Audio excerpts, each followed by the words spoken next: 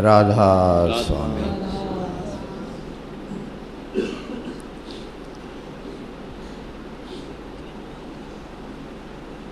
ये हाड़ का महीना, ये आषाढ़ का मास आप सबको शुभ हो, सुखमय हो, मंगलकारी हो।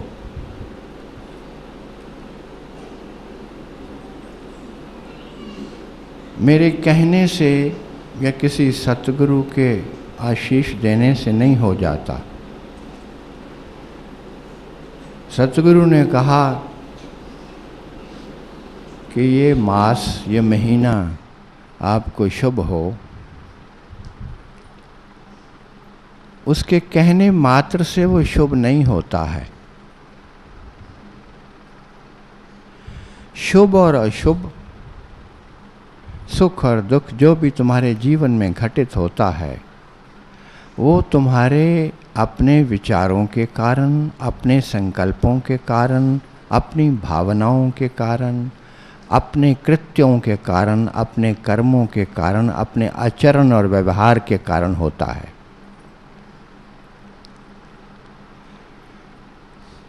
किसी के कहने से नहीं होता।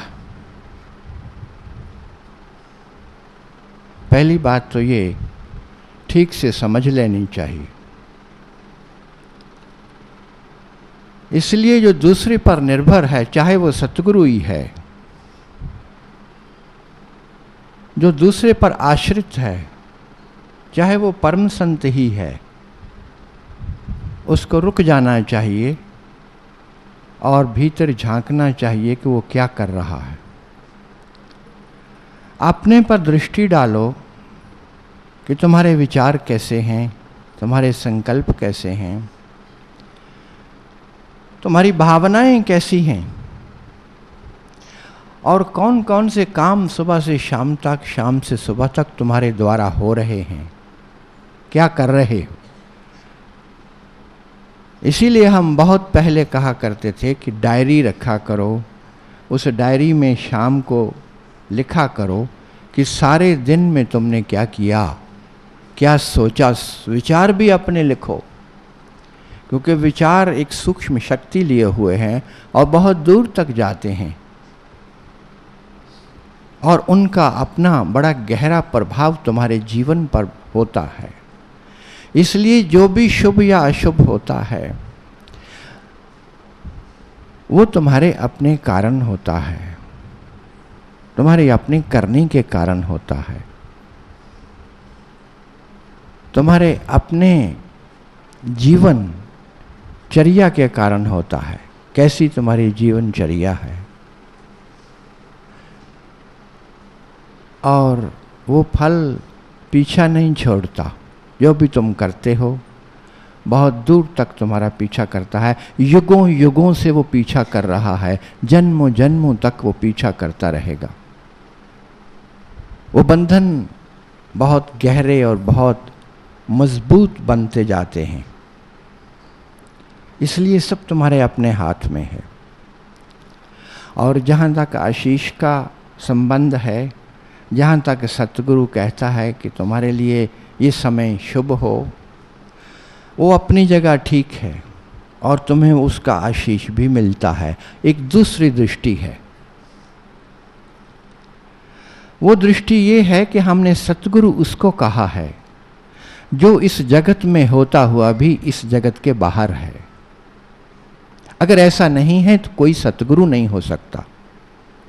सतगुरु वो है परम संत अवस्था को प्राप्त, बोधि को उपलब्ध वो चेतना है जो यहाँ पर विचरते हुए, सारे कर्म करते हुए, तुम्हारे से बातचीत करते हुए, तुम्हें निहारते हुए, अपने जीवन का यापन करते हुए, संसार में रहते हुए, उसी प्रकार से दुख और सुख को भोगते हुए जो कहीं और का वासी है,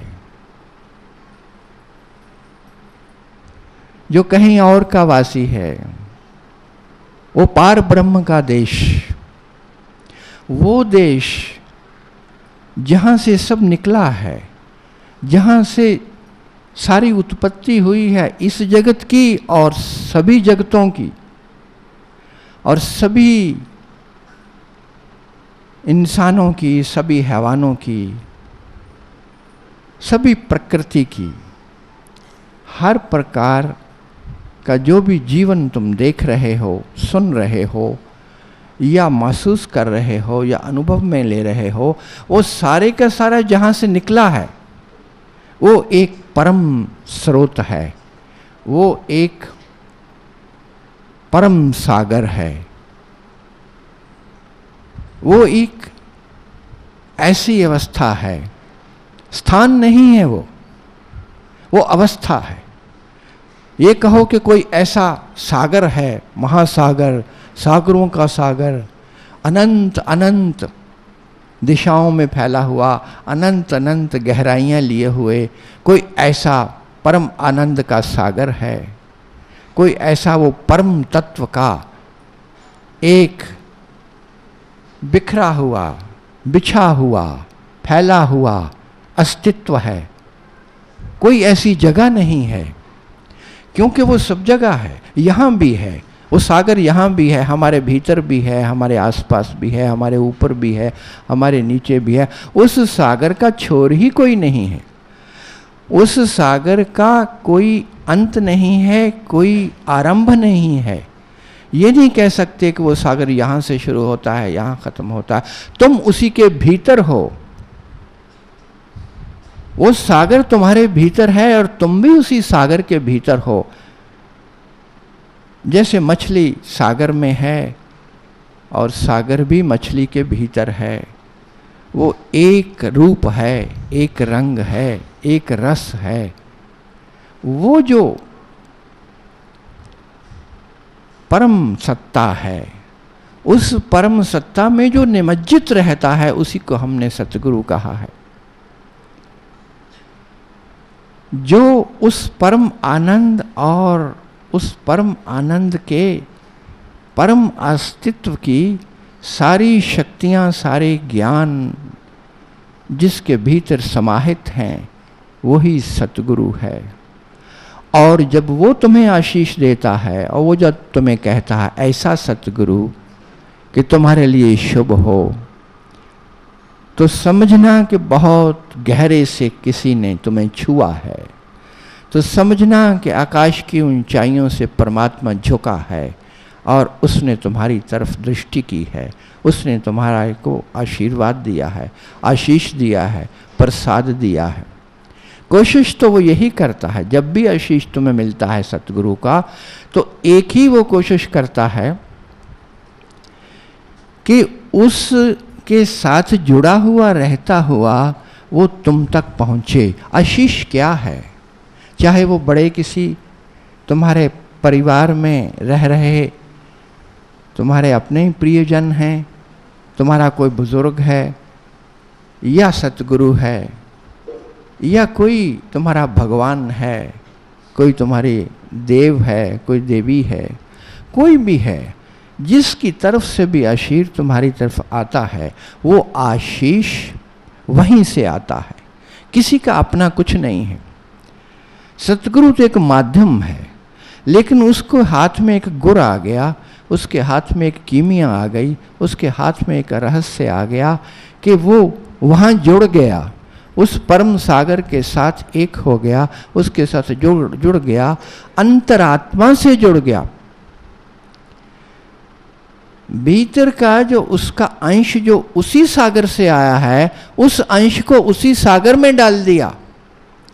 वो जो भीतर का छोटे से छोटा लेकिन उसी का रूप हो करके बैठा है, भीतर बैठा है, वो ऐसा उघाड़ लिया सतगुरु ने, वो ऐसा दीप्त कर लिया, वो ऐसा उन्नत कर लिया, वो ऐसा विशाल और विराट कर लिया कि वो उसी सागर में जा मिला।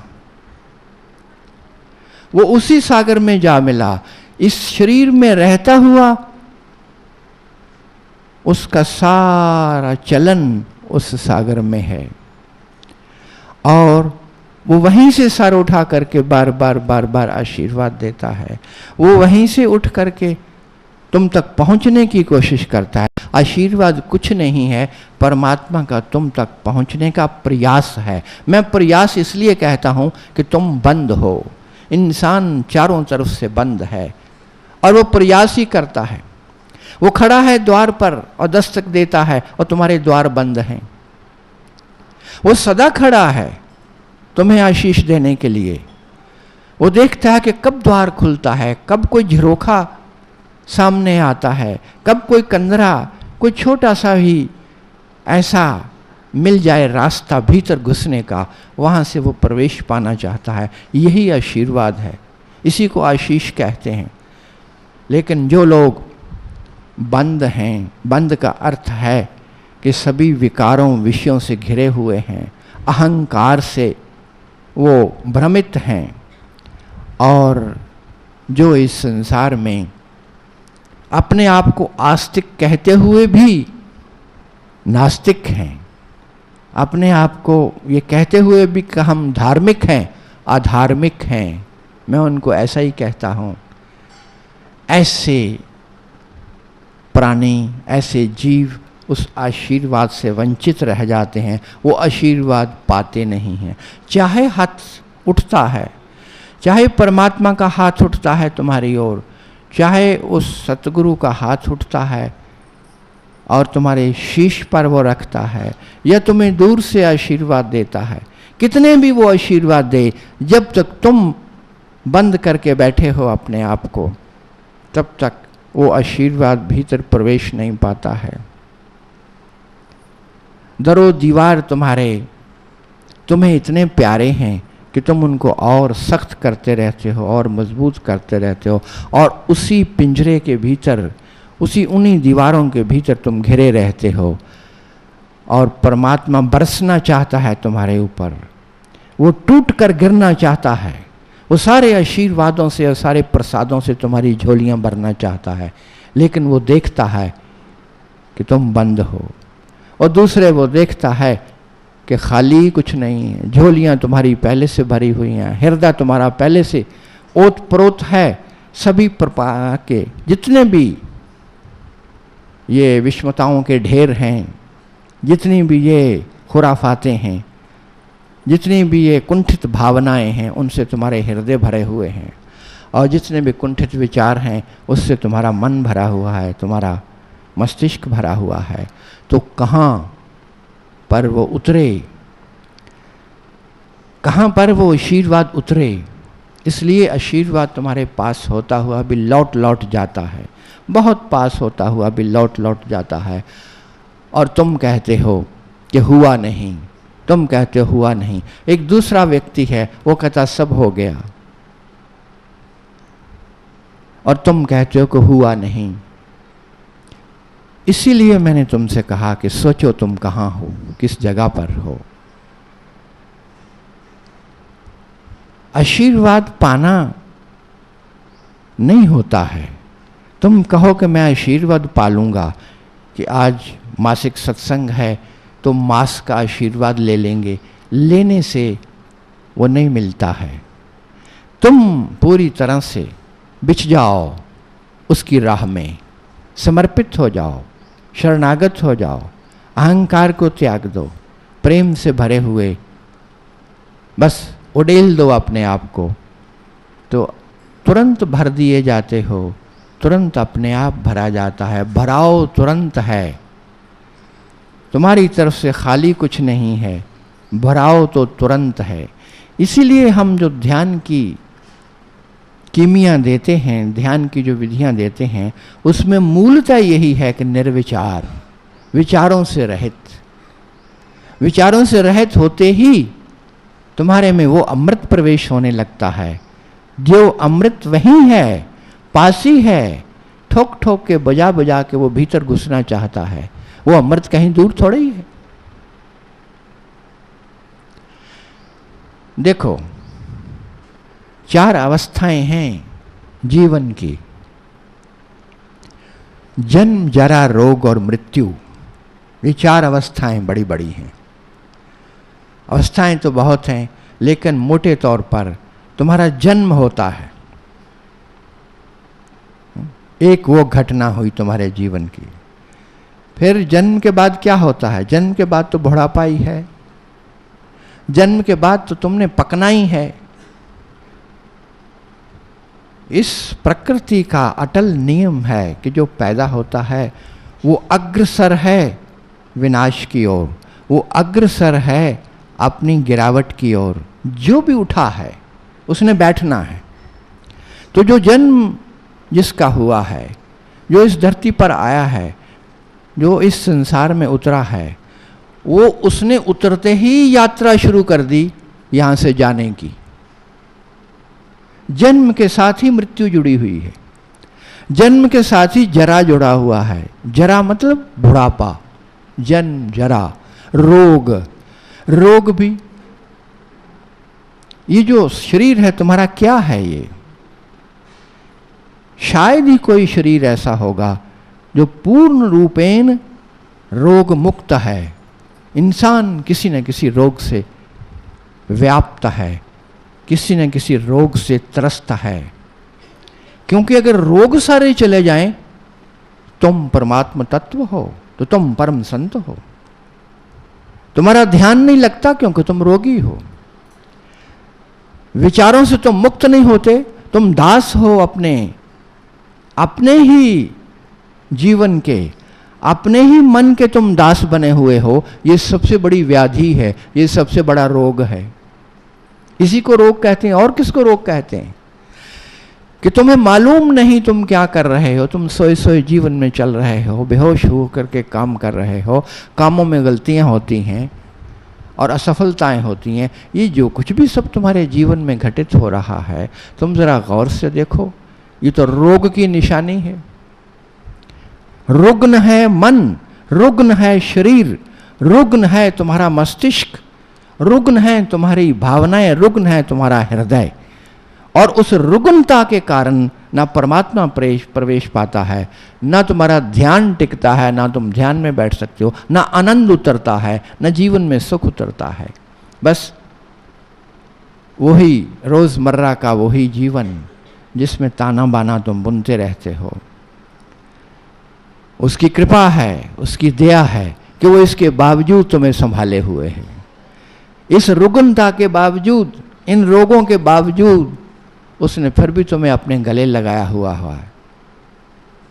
जन्म जरा रोग मृत्यु, ये जो यात्रा है जन्म से मृत्यु तक की, और मृत्यु से फिर जन्म तक की, ये जो आवागमन है, ये जो चक्र है, जन्म से मृत्यु, मृत्यु से जन्म। अगर एक दूसरी दृष्टि से देखो तो यह है नहीं, ये है नहीं। न जन्म है, न जरा है, न रोग है, न मृत्यु है। ये केवल भासते हैं, ये केवल भासते हैं। कहाँ हुआ जन्म? तुम कहते हो जन्म हुआ जी फलां का। जन्म कहाँ हुआ? कौन सा जन्म हुआ? जिसको तुमने जन्म कहा है वो तो केवल यात्रा है, यात्रा का एक पड़ाव है। जिसको तुमने मृत्यु कहा है वो भी यात्रा है। तुम अनंत अनंत युगों से, अनंत कालों से एक यात्रा पर हो, और वो यात्रा तब तक समाप्त नहीं होती जब तक परम मिलन नहीं होता, जब तक वो उतरता नहीं, वो अमृत तुम्हारे भीतर, जो तुम्हें अमर कर जाए, जो तुम्हें जन्म और मृत्यु से पार कर जाए। जब तक वो उतरता नहीं है तब तक तुम्हारा जन्म होता रहेगा, मृत्यु होती रहेगी। दरअसल वो कुछ नहीं है, वो केवल भासते हैं। तुम्हारी भाषा में वो तुम्हें सत्य मालूम होते हैं। जन्म सत्य है, मृत्यु सत्य है, रोग सत्य है, और तुम्हारा बुढ़ापा भी सत्य है, लेकिन कुछ भी सत्य नहीं है। ये सत्य कैसे हो सकता है? यात्रा के ऊपर तुम्हारे पड़ाव हैं, वो पड़ाव तुम्हें ऐसे छूट जाते हैं, फिर आते हो, फिर उनमें से गुजर जाते हो, फिर आते हो, फिर उनमें से गुजर जाते हो। ये सफर कब से, कितने जन्मों से चला हुआ है, ये सफर चला हुआ है और कुछ भी नहीं है। न जायते म्रियते वा कदाचन, नायम भूत्वा भविता वन भूया, अजो नित्य है शाश्वतो अयम पुराणो न हन्यते हन्यमाने शरीरे। कि ना तुम पैदा होते हो न मरते हो, ये सब भ्रम है, ये सब भ्रम है। और ना तुम बूढ़े होते हो, ना तुम्हें बुढ़ापा आता है। ये तो सब तुम्हारी अपनी बनाई हुई एक खेलों का चक्र है, एक विधियां हैं। तुम सोचते हो मैं बूढ़ा हो गया, तुम बूढ़े हो जाते हो। अभी हमने देखा कि रिटायर होने के बाद लोग बहुत जल्दी मर जाते हैं। जो रिटायर हो जाता है, बुढ़ापा जल्दी आता है, पिघल जाता है, वो आदमी गिरने लगता है और खिसकने लगता है इस दुनिया से। क्यों? क्योंकि बस रिटायर हो गए तो बस एक भावना पकड़ लेती है, एक विचार पकड़ लेता कि अब क्या रखा जीवन में, अब हो गया, अब हो गया, अब तो मैं कमज़ोर हो गया, अब तो मेरी कोई सुनता नहीं है, मेरे पास कोई नौकरी नहीं है, मुझे पैसा भी नहीं है, घर में भी उसको वो सब बाहर भी नहीं मिलता, तो बेचारा अपना गर्दन लटकाए घूमता रहता है। वो स्वयं ही अपनी मृत्यु की ओर खिसकने लगता है, जल्दी खिसकने लगता है, क्योंकि ऐसा भीतर से हो जाता है। जो मन से बूढ़ा हो गया वो बाहर से बूढ़ा होने लगता है। और ये सब तुम्हारे अपने बनाए हुए हैं। अभी वैज्ञानिक कहते हैं कि बुढ़ापा इंसान चाहे तो कभी ना आए, मृत्यु चाहे तो कभी ना आए। हमने उपनिषदों में कहा था कि अमृतस्य पुत्रः, कि तुम अमृत के पुत्र हो, तुम उसके पुत्र हो जो कभी नहीं मरता, तुम उसके पुत्र हो जो सदा है, जो सनातन है, जो शाश्वत है। ये बहुत पहले हमने कहा। आज का विज्ञान वही बात कह रहा है। वो कह रहा है कि इंसान इतना लंबा लंबा लंबा इस संसार में विचर सकता है कि ना उसकी मृत्यु हो, ना उसका बुढ़ापा हो। इन सब को स्थगित किया जा सकता है, इन सब को रोका जा सकता है, क्योंकि शरीर मिटता नहीं है। कहाँ मिटता है? 5 भूतों से आया है, 5 तत्वों से आया है, उन्हीं 5 तत्वों में मिल जाता है। फिर दोबारा, फिर तिबारा, फिर चौबारा, ये होता रहता है, ये क्रम चलता रहता है। तुम उन्हीं 5 भूतों से आते हो, बन करके सामने आ जाते हो, फिर उन्हीं में शामिल हो जाते हो, फिर उन्हीं से आ जाते हो। ये क्रम चलता रहता है, ये हवा चलती रहती है। इनमें कोई सत्य नहीं है, कुछ भी सत्य नहीं है। अभौ तौ न विजानीतो, न अयम हन्ति न हन्यते। मरता ही नहीं है। नैनं छिन्दन्ति शस्त्राणि नैनं दहति पावका, न चैनम क्लद्यन्ति आपो न शोष्यति मारुता। है तुम्हें कोई छू नहीं सकता। अगर संकल्प बहुत दृढ़ है और तुमने जीवन के नियमों का ठीक ठीक पालन किया है, प्रकृति के पूरा का पूरा साथ हो करके चले हो, तो कोई कारण ही नहीं कि जीवन में कोई खरोंच आए तुम्हारे, कि किसी प्रकार से तुम्हारे को कोई चोट मिले। हो ही नहीं सकता। लेकिन इंसान चोटें खाता है, इंसान पिसता है। और मैं तुमसे कहता हूं कि ये सब असत्य है, ये सब झूठ है, ये सब भासता है, ये दरअसल है नहीं। फिर क्या है? इन सब के भीतर, इन सब के बाहर, इन सब के ऊपर, इन सब के नीचे, इन 4 अवस्थाओं में एक सत्ता है जिसका फैलाव है। इन सब के ऊपर फैला हुआ परमात्मा है। ये जन्म जरा रोग मृत्यु जो भासते हैं, जो है नहीं, जो असत्य हैं, उन पे आच्छादित है सत्य। उनके भीतर आच्छादित है, उनके बाहर आच्छादित है। उसी में है सत्य और असत्य, दोनों साथ साथ हैं, दोनों एक दूसरे में निमज्जित हैं। वही परमात्मा फैला हुआ है तुम्हारे जन्म में भी, तुम्हारी जरा में भी, तुम्हारी मृत्यु में भी वही फैला हुआ है। वही सत्य है, बाकी सब असत्य है, बाकी सब भासते हैं।